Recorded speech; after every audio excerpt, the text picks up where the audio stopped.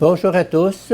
Je continue à vous partager des extraits du livre du professeur Ratzinger, Foi chrétienne hier et aujourd'hui. Deuxième stade, évolution vers la pensée technique.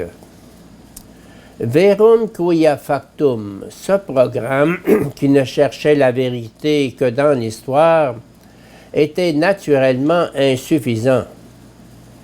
Il n'eut son effet plénier qu'en se combinant avec un deuxième motif, celui que 100 ans plus tard, Marx devait énoncer dans une formule célèbre. Jusqu'à présent, les philosophes ont interprété le monde de différentes manières. Il s'agit maintenant de le transformer. Il définit ainsi l'objet de la philosophie d'une façon totalement nouvelle. Suivant le langage de la tradition philosophique, on pourrait dire que l'axiome « verum quia factum » est connaissable et vrai, ce que l'homme a fait et qu'il peut dès lors contempler, est remplacé par l'axiome nouveau « verum quia faciendum ». La vérité dont il s'agit dorénavant, c'est celle de l'opérationnel. Autrement dit, la vérité à rechercher ne se trouve pas dans l'être, ni même dans les événements antérieurs, mais dans la transformation du monde, dans l'organisation du monde. C'est la vérité qui se rapporte à l'avenir et à l'action.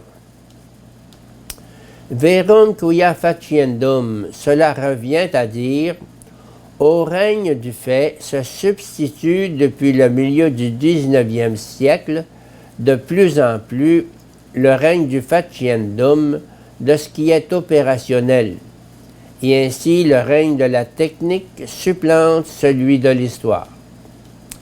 En effet, plus l'homme avance dans la voie nouvelle pour se concentrer uniquement sur les faits, en vue d'y trouver la certitude, plus il est amené à constater que même le fait, donc sa propre création, lui échappe à bien des égards.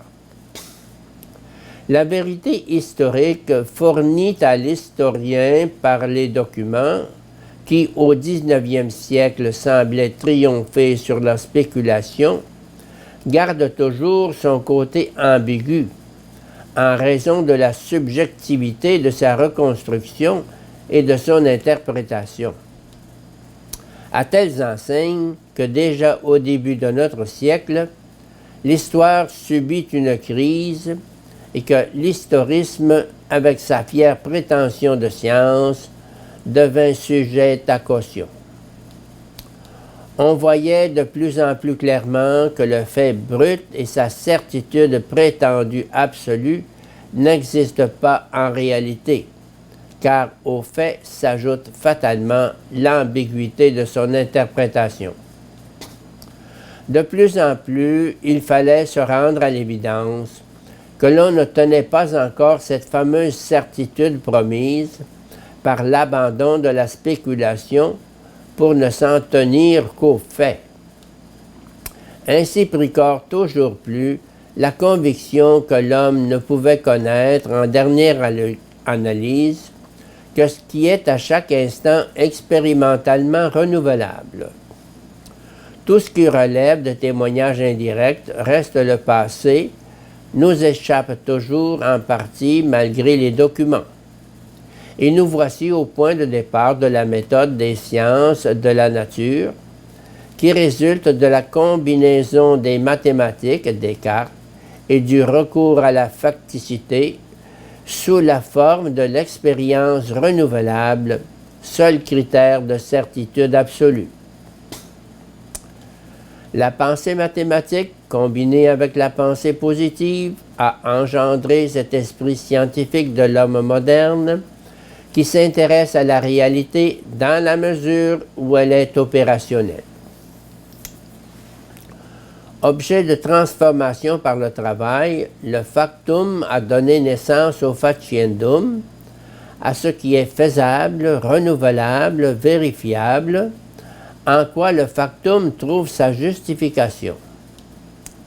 On en arrive au primat de l'opérationnel, de ce qui est à faire sur ce qui a été fait. Quel intérêt, en effet, l'homme peut-il trouver à ce qui est passé? Ce n'est pas en se faisant le gardien du musée de son passé qu'il pourra dominer son présent. Ainsi, la technique, comme antérieurement l'histoire, cesse d'être un degré inférieur du développement spirituel de l'homme, même si elle garde encore, pour une conscience plus sensible aux valeurs de l'esprit, un certain relent de barbarie. Du point de vue spirituel en général, la situation est fondamentalement changée. La technique n'est plus reléguée dans la chambre basse. Ou plutôt, la chambre basse est montée au poste de commandement. La chambre haute n'apparaît plus que comme une pension de l'ordre. La technique, voilà le véritable domaine de l'homme, de ses possibilités, de ses obligations. Ce qui, jusqu'à présent, se trouvait au bas de l'échelle, s'est haussé au sommet. De là, un nouveau changement de perspective. Dans l'Antiquité et au Moyen Âge, l'homme s'est intéressé à l'absolu, puis, durant le règne éphémère de l'historisme, il s'est tourné vers le passé. Maintenant, le faciendum, l'opérationnel, l'oriente vers l'avenir, vers ce qu'il peut créer lui-même.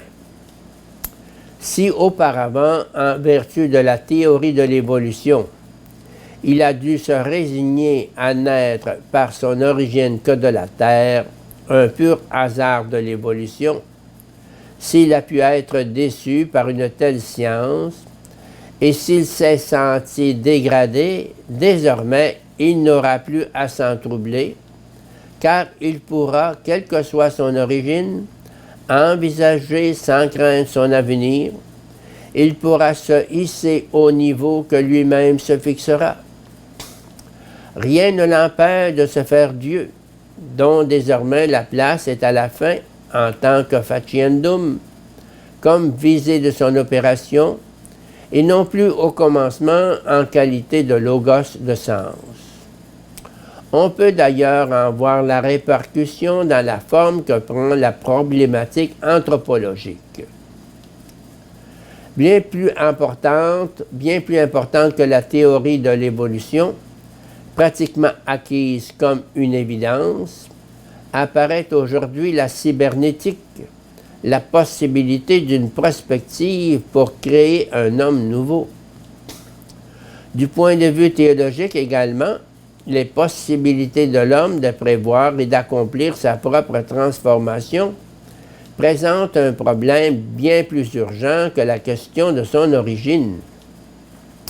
Cependant, ces deux questions sont inséparables et dans une large mesure, elles dépendent l'une de l'autre. Réduire l'homme à un simple factum est le présupposé pour arriver à le concevoir comme faciendum qui, à partir de ce qu'il est, doit être amené à un avenir nouveau.